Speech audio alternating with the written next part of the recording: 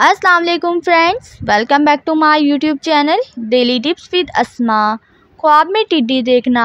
ख्वाब में टिड्डी देखने की दो वजह हैं।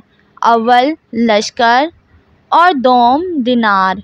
अगर कोई शख्स ख्वाब में देखता है किसी शहर या कस्बे में टिड्डी ज़ाहिर हुई हैं तो इस जगह को नुकसान पहुंचेगा और इस कदर वहां पर लश्कर जमा होगा। लेकिन अगर कोई शख्स ख्वाब में देखता है कि इसने बहुत सी टिड्डियाँ जमा की हैं और एक बर्तन में डाली हैं तो इसका मतलब है बहुत सारा माल जमा करेगा और औरत को मेहर देगा।